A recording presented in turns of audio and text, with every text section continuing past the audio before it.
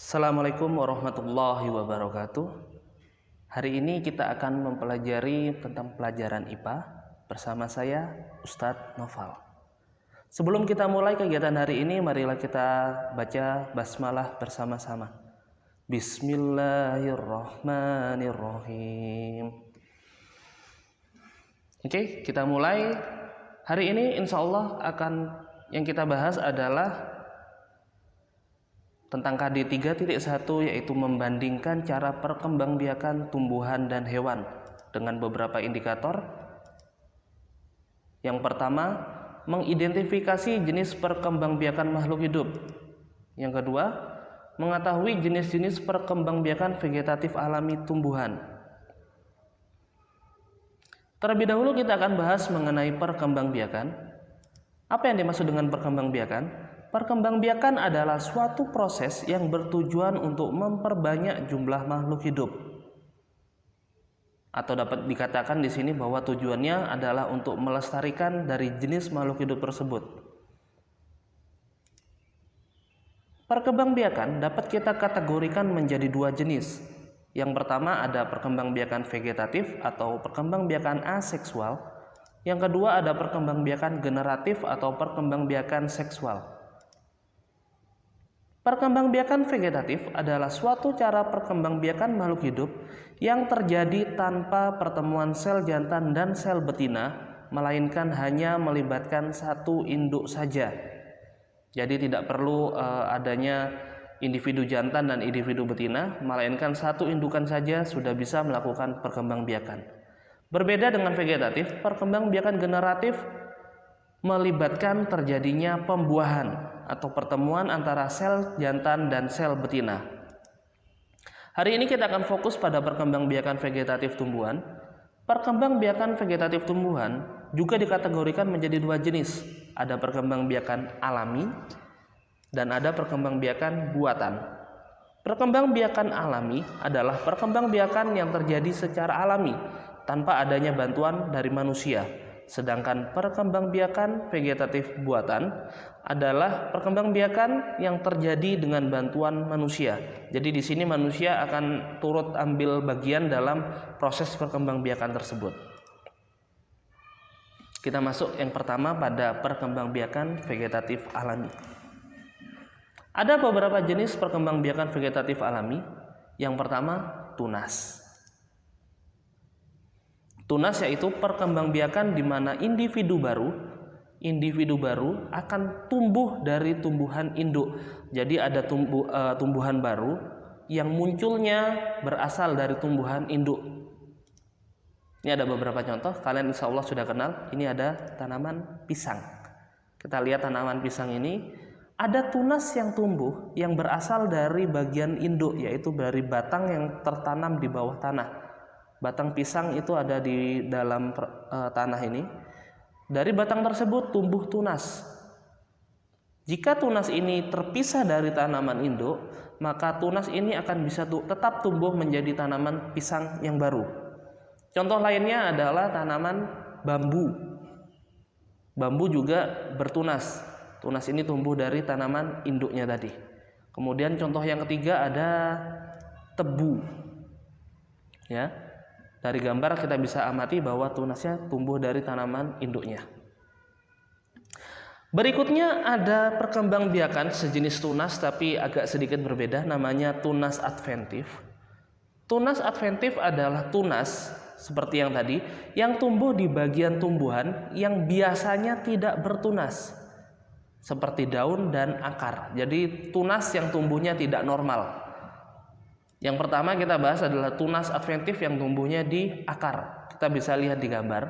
Di gambar ini ada suatu tanaman dan dari akar-akarnya ini tumbuh tanaman baru, tunas-tunas tanaman baru.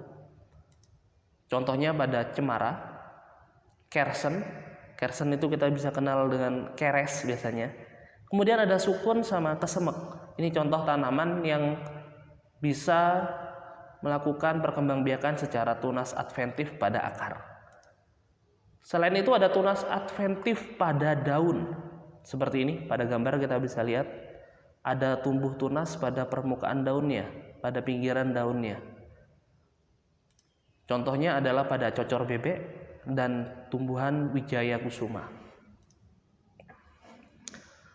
Perkembangbiakan berikutnya yaitu dengan cara membelah diri. Yang dimaksud dengan perkembangbiakan dengan membelah diri adalah membagi tubuhnya menjadi dua bagian yang sama secara langsung. Jadi dia dari satu indukan langsung menjadi dua bagian yang sama secara langsung dia. Contohnya seperti ini. Nah, ini adalah tumbuhan yang bentuknya mikroskopis yang sangat kecil, yang kita kenal dengan nama ganggang hijau atau alga. Tanaman yang kecil ini, yang mikroskopis ini, dia berkembang biak dengan cara membelah diri. Yang semula satu sel ini, dia akan membelah menjadi 2 sel, kemudian dari 2 sel membelah jadi 4 dan seterusnya. Cara perkembangbiakan yang ketiga, yaitu dengan cara spora.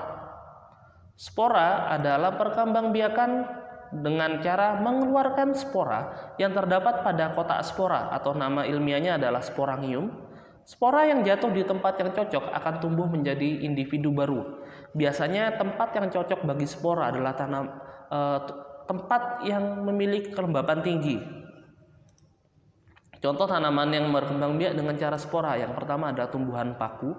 Mungkin kita pernah lihat di tempat-tempat seperti bangunan tua atau di hutan, ada tanaman seperti ini, di mana bagian bawah tanaman ini memiliki bulatan-bulatan kecil seperti ini, yang kalau kita amati lebih detail, ia bisa menghasilkan serbuk. Sejenis serbuk dihasilkan oleh bulatan-bulatan seperti ini. Nah, ini namanya tumbuhan paku. Dan spora tersebut terdapat di dalam sporangium ini. Jika sporangium yang ada di dalam kotak spora ini terjatuh di tempat yang lembab, maka dia bisa tumbuh menjadi tumbuhan paku yang baru.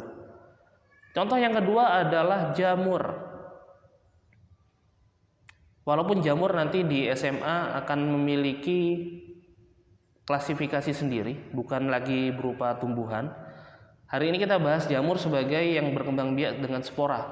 Jadi jamur ini memiliki kotak spora juga, terdapat di bagian bawahnya payungnya ini. Bagian bawah ini. Kalau kita hentakkan jamur tadi, maka biasanya muncul kayak semacam serbuk. Serbuk itulah spora dari jamur. Kita lanjutkan. Berikutnya ada umbi lapis.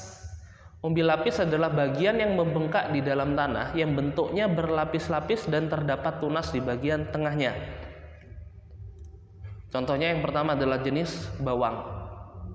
Bawang merah, bawang putih, bawang bombay atau sejenisnya. Dia berkembang biak dengan cara umbi lapis. Contoh yang kedua yaitu bunga bakung. Bunga bakung, mungkin kalian pernah lihat di rumah kalian. Nah, bagian bawah bunga bakung membentuk seperti bawang tadi, ada umbinya. Dia berkembang biak dengan umbi lapis. Yang ketiga contohnya adalah bunga tulip. Bunga tulip yang kita kenal sebagai bunga nasional dari negara Belanda. Bagian bawahnya bentuknya seperti ini, seperti bawang. Inilah umbi lapisnya. Jadi dari umbi lapis ini dia bisa tumbuh tumbuhan baru. Cara yang berikutnya adalah dengan cara umbi akar. Umbi akar yaitu bagian dari akar yang membesar karena mempunyai fungsi sebagai tempat cadangan makanan. Jadi bagian akarnya mengalami pembengkakan atau pembesaran di bawah permukaan tanah. Contoh yang pertama, nah ini contohnya ya. Yang pertama ada wortel. Ini akarnya yang mengalami pembesaran, ini yang warna orange. Kemudian ada lobak, hampir sama. Cara yang berikutnya, contoh yang berikutnya yaitu ini bunga dahlia. Bunga dahlia ini juga berkembang biak dengan umbi akar. Ini bunganya di bagian bawahnya, di akarnya itu mengalami pembengkakan atau pembesaran. Ini adalah umbi akarnya. Berikutnya perkembangbiakan dengan cara umbi batang. Nah, kalau tadi umbi akar yang membengkak adalah bagian akarnya, kalau ini umbi batang, bagian batang yang tumbuh membengkak di dalam tanah. Bagian yang membengkak adalah bagian batang. Apabila umbi ini ditanam, maka tunas dapat tumbuh dan menjadi tanaman baru. Yang pertama contohnya kentang. Kentang ini adalah bagian batangnya yang membesar, ya. Kemudian contoh lainnya ada talas. Ini juga bagian batangnya yang membesar. Jika bagian batang ini dipisah dari tanaman induk, bagian yang membesar ini umbinya tadi, maka bila ditanam akan tumbuh menjadi tanaman baru. Yang berikutnya perkembangbiakan dengan cara geragih atau stolon. Nah, geragih adalah batang yang menjalar dan tumbuh di atas permukaan tanah. Jadi batangnya itu menjalar di atas permukaan tanah. Batang yang berruas-ruas tadi, yang menjalar tadi, tiap ruasnya menempel ke tanah sehingga akar terbentuk serta tumbuh tunas yang baru. Jadi dari akar tersebut yang tumbuh tadi, di atasnya akan muncul tunas atau tanaman yang baru. Contohnya seperti ini. Ini tanaman namanya pegagan. Tanaman ini menjalar dia. Batangnya menjalar di atas permukaan tanah. Batang yang menjalar tadi, di bagian-bagiannya yang menjalar tadi akan tumbuh akar. Dan dari akar tersebut, di atasnya akan tumbuh tanaman baru. Ini menjalar, tumbuh akar, kemudian tumbuh tanaman baru. Jika terputus dari tanaman induk, misalnya ini terputus, maka masing-masing tanaman tadi yang sudah memiliki akar itu bisa tumbuh sendiri-sendiri, sudah tidak terikat dengan tanaman induk. Contoh lainnya ada tanaman stroberi.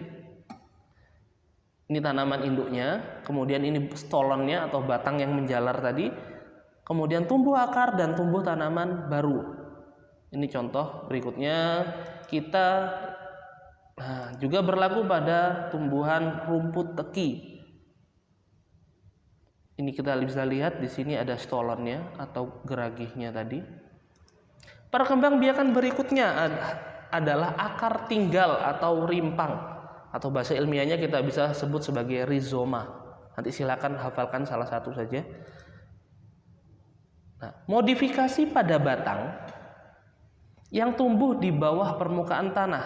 Jadi berbeda dengan yang stolon tadi, tumbuh di atas permukaan tanah. Kalau rizoma atau rimpang tadi, tumbuhnya di bawah permukaan tanah. Bentuknya berruas-ruas dan tiap ruasnya dapat tumbuh menjadi tanaman baru. Kita lihat contoh pertama, lengkuas. Lengkuas yang biasa kita gunakan sebagai bumbu dapur. Bagian yang membesar ini itu adalah bagian batangnya yang tumbuh di bawah permukaan tanah, dan masing-masing bagian ini dapat menumbuhkan tunas. Sehingga kalau dipotong, tunas-tunas tersebut dipotong dari tanaman induk, dia masih bisa tumbuh menjadi tanaman baru. Contoh lainnya ada kunyit, ya, dan sebangsanya, termasuk jahe, temulawak dan lain-lainnya. Tadi kita sudah bahas mengenai jenis perkembangbiakan alami, vegetatif alami. Sekarang kita masuk ke perkembangbiakan vegetatif buatan. Yang pertama, cangkok. Ini prosesnya. Kita akan bahas. Nah, langkah-langkah untuk mencangkok. Yang pertama, pilih batang tanaman yang sesuai. Jadi, kalau kita ingin memilih tanaman yang akan dicangkok, jangan pilih batang atau cabang yang terlalu besar atau terlalu kecil. Biasanya diameternya sekitar 2 cm. Jadi batang seperti ini. Sayati kulit batang tersebut. Jadi kulit pada batang yang sudah kita pilih tadi, di kulit dari batangnya akan kita sayat, kita kuliti, kita kelupas. Diamkan atau lap hasil sayatan hingga kering. Jadi bagian yang sudah tersayat tadi silakan dikeringkan. Dihilangkan kambiumnya, jadi getah yang ada di bagian permukaan sayatan tadi kita hilangkan.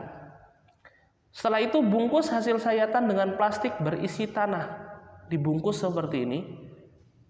Siram dengan rutin hingga tumbuh akar hasil sayatan. Jadi fungsi dari tanah yang kita letakkan di cangkokan tadi itu adalah untuk memicu tanaman agar menumbuhkan akar dari bagian yang tersayat. Setelah tumbuh akar, potong bagian bawah hasil sayatan. Ini bagian ini dipotong bawahnya. Setelah dipotong, maka tanaman yang hasil cangkokan yang di atas tadi bisa ditanam. Cangkokan siap untuk ditanam. Berikutnya ada perkembangbiakan vegetatif buatan dengan cara stek batang. Cukup sederhana. Langkah-langkah stek batang, pilih batang tanaman yang sesuai. Biasanya tanaman yang kita gunakan di sini singkong, tanaman tebu, ya. Potong bagian bawah tanaman berbentuk lancip. Jadi kita potong sehingga bagian bawahnya ini berbentuk lancip agar mudah untuk ditancapkan. Tancapkan batang yang sudah terpotong pada tanah. Sirami secara rutin. Bila akar sudah tumbuh, akarnya sudah tumbuh, tanaman baru siap untuk tumbuh. Jadi dia bisa tumbuh sebagai tanaman baru. Berikutnya ada stek daun. Ini gambarnya, ini prosesnya. Pilih daun tanaman yang sesuai. Biasanya daun tanaman yang kita gunakan perkembangbiakannya secara stek daun itu tanaman yang bisa menghasilkan tunas pada daunnya. Contohnya tadi pada cocor bebek. Potong daun menjadi lembaran-lembaran kecil. Tancapkan lembaran daun tersebut ke tanah. Sirami secara rutin. Bila akar sudah muncul, tanaman siap untuk tumbuh. Jadi dari potongan daun tadi akan tumbuh tanaman-tanaman baru. Berikutnya dengan cara merunduk. Prosesnya seperti ini. Pilih batang tanaman yang sesuai. Biasanya batang tanaman yang sesuai untuk cara merunduk adalah yang memiliki batang yang lentur dan tidak mudah patah. Contohnya yang biasanya digunakan adalah tanaman alamanda, jadi bunga alamanda, atau tanaman apel. Tanamlah sebagian batang yang memanjang di tanah. Jadi batang yang memanjang tadi, kita tanam sebagian batang tersebut, ditanam hanya sebagian. Jadi kita rundukkan dia, kita tanam. Sirami secara rutin hingga tumbuh akar. Jadi bila kita sirami bagian ini secara terus-menerus, bagian bawahnya akan tumbuh akar. Setelah tumbuh akar, potong bagian tanaman yang masih tersambung ke tanaman induk. Dipotong bagian yang menyambung ke induk tadi. Mungkin di sebelah sini dipotong. Nah, karena tanaman ini sudah memiliki akar, maka tanaman hasil runduk ini siap untuk tumbuh. Bisa terpisah dari tanaman induk, jadi ada tanaman baru. Berikutnya dengan cara menyambung. Nah, untuk yang menyambung ini dan yang okulasi yang setelahnya ini sedikit berbeda tujuannya. Kalau yang tadi adalah untuk menghasilkan tanaman baru, jadi anakan tanaman baru. Kalau yang menyambung dan okulasi yang setelahnya ini tujuannya adalah untuk mengkombinasikan dua sifat tanaman dalam satu tanaman. Contohnya seperti ini. Misalnya yang pertama adalah menyambung. Langkah-langkah menyambung. Pertama, pilih dua batang tanaman yang ingin disambung. Misalnya ini adalah batang tanaman A, yang ini batang tanaman B. Potong dua batang tersebut seperti gambar. Yang satu dipotong lancip, yang satu dilubangi agar bisa menancapkan bagian tanaman yang A. Sambungkan dua batang. Kita sambungkan dua bagian batang tersebut. Ikat atau lapisi bagian sambungan agar tidak lepas. Dililitkan tali atau plastik. Setelah beberapa waktu, dua tanaman tersebut akan menyatu. Tanaman yang A dan B akan menyatu. Sehingga dalam tanaman ini tadi bisa memiliki sifat tanaman A dan bisa memiliki sifat tanaman B. Ya, dia punya dua sifat dalam satu tanaman. Nah, yang berikutnya yang tadi sama dengan menyambung, okulasi. Oke, langkah-langkah okulasi. Misalnya, ini adalah tanaman A, yang ini adalah tanaman B. Sayat dan hilangkan kulit kayu pada pohon A. Ini pohon A, kita kuliti dia, kita buat lubang.